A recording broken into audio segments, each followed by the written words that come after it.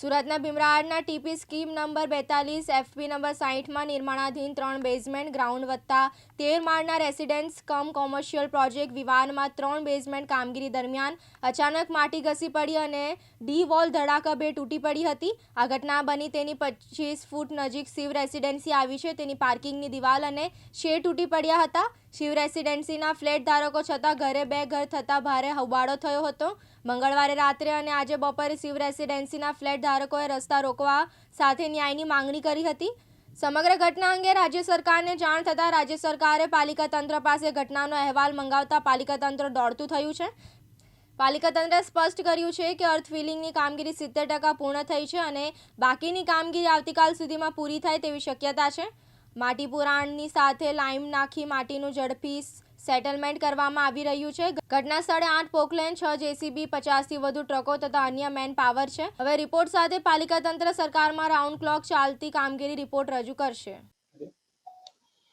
આપ સૌ જાણો છો એમ તારીખ 16/12/2025 ની રાત્રે ભીમરાડ ખાતે વિવાન તરીકે ઓળખાતા પ્રોજેક્ટમાં બેઝમેન્ટ અને ડી વોલનું જે કામ ચાલતું હતું એ દરમિયાન ડી વોલના ડાયાફ્રામ વોલના એન્કર વાયરો તૂટી પડતા દિવાલ ધસી ગયેલી અને જેમાં એને લાગુ પૂર્વ તરફે જે શિવ રેસિડેન્સી છે એની કમ્પાઉન્ડ વોલ અને પાર્કિંગનો શેડ પણ ધસી ગયેલો, જેની જાણ કોર્પોરેશનને થતાં મધ્યસ્થ શહેર વિકાસ ખાતા અને સાઉથ વેસ્ટ ઝોનની કચેરીએથી તાત્કાલિક સાઇટ પર પહોંચી અને કામગીરી શરૂ કરવામાં આવેલી હતી। એમાં પોલીસને જાણ કરતાં પોલીસ પણ હાજર રહેલી અને એમને પૂરેપૂરો સહકાર ત્યાં જે એકઠા થયેલા લોકો હતા એનો વ્યવસ્થિત પ્રબંધ કરવામાં રહેલો છે। જ્યારથી કોર્પોરેશનને ખબર પડી છે ત્યારથી સતત કામગીરી બચાવ સલામતીના પગલાં ભરવાની કામગીરી શરૂ કરવામાં આવેલી છે। ડેવલપર, સ્ટ્રક્ચરલ એન્જિનિયરો, એના આર્કિટેક્ટ તમામને સ્થળ પર તરત જ બોલાવી લેવામાં આવેલા છે। એ લોકો તરફથી નજીકના જ પ્લોટમાં ત્યાં માટી અવેલેબલ હોવાથી પહેલે જ દિવસથી લગભગ 50 ટ્રકો, 6 જેસીબી અને 8 પોકલેન્ડ અને બીજા સાધનો જરૂરી એ તમામથી માટી પુરાણનું કામ શરૂ કરી દેવામાં આવેલું। સ્ટ્રક્ચરલ એન્જિનિયરોની આખી પેનલ તરત જ ત્યાં આપણે બોલાવી લીધેલી હતી। એમાં ઓછામાં ઓછા શહેરના જાણીતા 6 થી 7 સ્ટ્રક્ચરલ એન્જિનિયરો ધરમભાઈ ભગત, હિરેનભાઈ દેસાઈ, હેમંતભાઈ શુક્લ, જલીલભાઈ શેખ એ તમામ હાજર રહેલા હતા। ખાસ કરીને એસવીએનઆઈટીના જે સ્ટ્રક્ચરલ ડિપાર્ટમેન્ટના તજજ્ઞ છે જે ખૂબ અનુભવી સંદીપભાઈ વાસણવાલા અને મોઢેરા સાહેબ પણ હાજર રહ્યા હતા।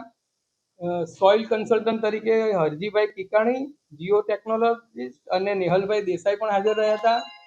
એન્જિનિયરો અને તમામની સાથે ચર્ચા વિચારણાઓ સતત ચાલીને એમના માર્ગદર્શન પ્રમાણે ટેકનિકલી જે ઝડપીમાં ઝડપી અને અસરકારક રીતે સલામતીના પગલાં લેવાના તે શરૂ કરી દીધેલા હતા અને આજની તારીખમાં લગભગ 1400 ટ્રક જેટલી માટીનું પુરાણ આપણે ત્યાં કરી દીધું છે। માટીનું પુરાણ પણ બહુ સાયન્ટિફિક એન્જિનિયરિંગ પદ્ધતિથી કરવામાં આવે છે। જે એંગલ પર સ્લોપ કરવાનો હોય, જ્યાં એના સ્ટેપ્સ બનાવવાના હોય એ જ પ્રમાણે કામ ચાલી રહ્યું છે। એની વચ્ચે વચ્ચે જે લાઇમના લેયર કરવાના હોય છે એ લેયર પ્રમાણે કામ ચાલી રહ્યું છે અને ત્યાર પછી છેલ્લે એના ઉપર પીસીસી પણ કરવામાં આવશે। આ બધું જ સ્ટ્રક્ચરલ એન્જિનિયરોની સલાહ અને માર્ગદર્શન હેઠળ ચાલ્યું છે અને સતત એ લોકો ત્યાં હાજર રહે છે। અત્યાર સુધીમાં લગભગ ઘણી બધી કામગીરી પૂર્ણ થઈ છે। કામ શરૂ થયા પછી ક્યાંય આપણે અટક્યા નથી અને આશા રાખીએ છીએ કે શક્ય એટલું ઝડપથી અને કદાચ આપણે એક દિવસની અંદર, એક દિવસ બાદ આપણે એ લોકોને ફરીથી ત્યાં લાવી શકીશું।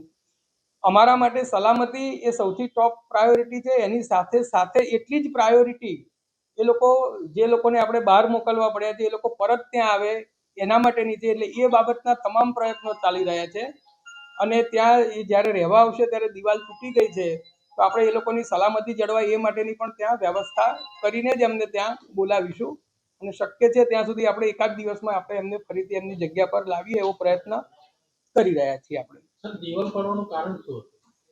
દિવાલ પડવામાં એ રિપોર્ટ આપણે એસવીએનઆઈટી પાસેથી માંગેલો છે કે ખરેખર એનું સ્ટ્રક્ચરલ કારણ શું હતું, પણ એ સ્ટ્રક્ચરલ ફેલિયર હતું। સ્ટ્રક્ચરલ ફેલિયર કહી શકાય એને આપણે। નોટિસ કઈ આપવામાં આવી છે? ડેવલપરને અને સ્ટ્રક્ચરલ એન્જિનિયરો, સાઇટ સુપરવાઇઝર અને આર્કિટેક્ટ એના લાયસન્સ સસ્પેન્ડ કરી દીધા છે આપણે ડેવલપરના, રજા ચિઠ્ઠી પણ સ્થગિત કરી દીધી છે.